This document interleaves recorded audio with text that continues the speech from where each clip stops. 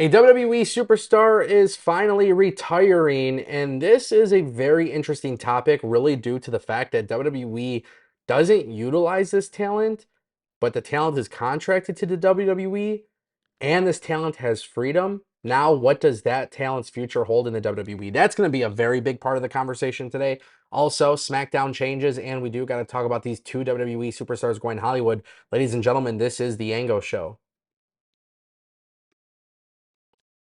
Okay, guys, so I want to kick things off with SmackDown. This is a very interesting topic, honestly, for a variety of reasons. I feel like SmackDown is just such a big question mark.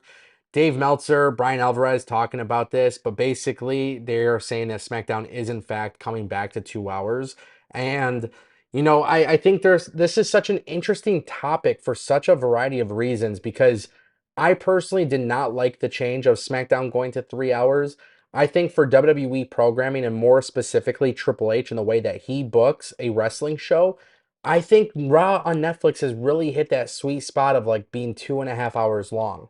Now, with SmackDown being on USA Network, they're not going to get that same benefit. That's just not happening. So, to me, it just seems like when SmackDown became a 3 hour show, I felt like it felt more of a drag. Now, there's definitely been some good 3 hour episodes of SmackDown, don't get me wrong, but I do think it's been somewhat problematic for the company and it's kind of affected the company in a strange way. So, to me personally, I do support the idea of SmackDown being moved back to 2 hours, but then this is what's going to raise another concern of mine, which is essentially what are you going to do with all of the talent that you have that you're not going to be able to get them to fit onto a 2 hour program?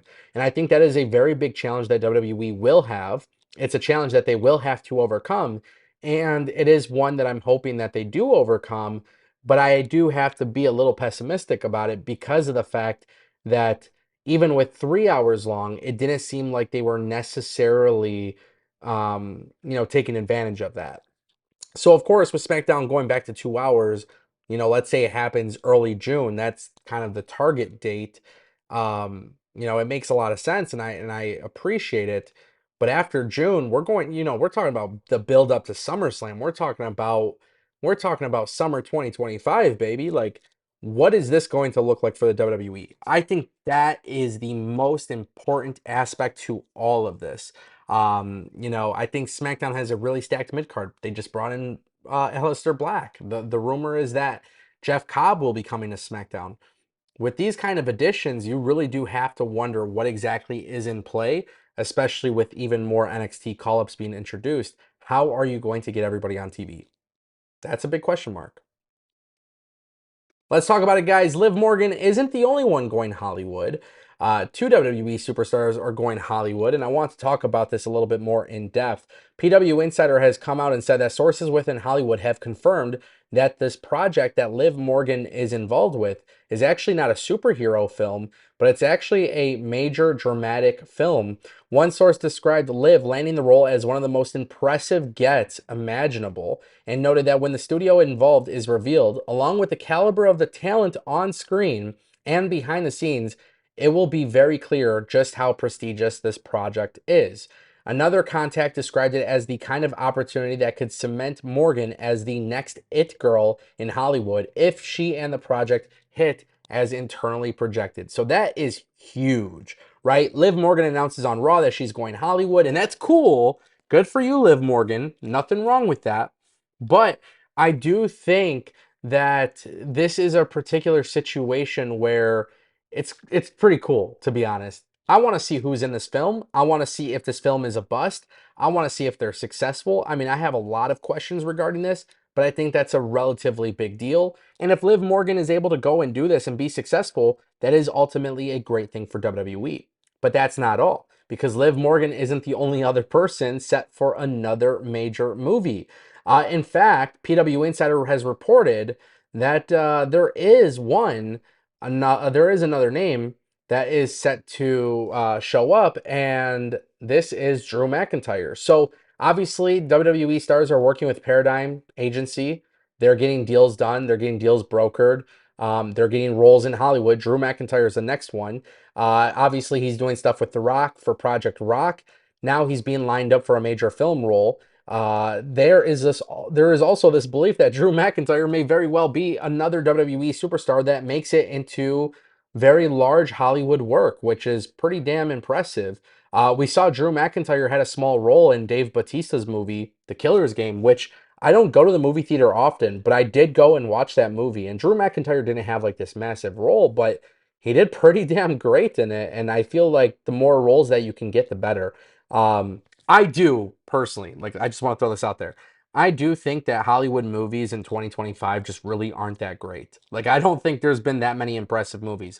I did enjoy watching The Killer's Game, and I thought it was cool to see Drew McIntyre there. So when I see Drew McIntyre and Liv Morgan both being awarded these opportunities, I do hope that they can do some great stuff because after WWE, this propels them right to the top of Hollywood. John Cena did it, Batista did it. Some people try to do it. Randy Orton, The Miz tried doing movies. It just didn't necessarily work out for them. And it's not going to work out for everybody, but I hope it works out for them.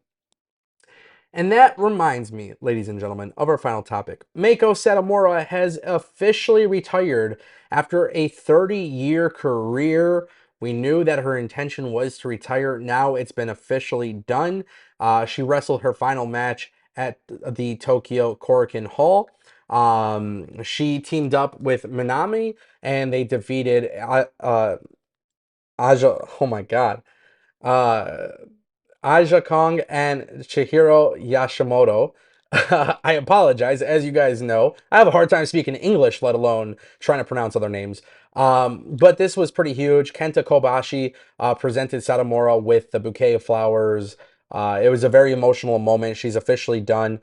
Aja Kong took the mic and requested to team up with Satomura one more time. Obviously, they've had plenty of battles. You guys might remember Aja Kong too because of AEW. You know, if you guys watched AEW in the beginning stages, she was there. But this was really cool. They did like a little 5 minute exhibition thing. They did a final bell for Satomura. The last time she appeared on WWE programming was July 27th of 2024. We didn't see her much in WWE, to be honest. It was very strange. We saw her in NXT UK. She did great things in NXT UK. She came to NXT, did a couple things there. She's still signed with the company, which is crazy. She's been signed to the company for a while, and we don't know what this means. Like, we know she's retired. We don't know if this means she's completely done with the WWE.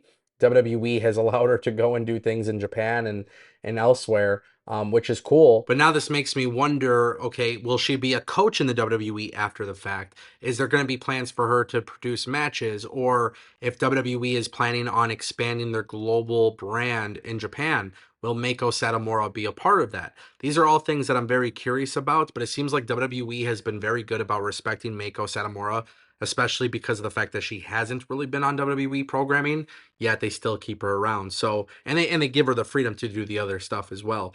Seems like a very special circumstance, but let me know what you guys think in the comment section down below.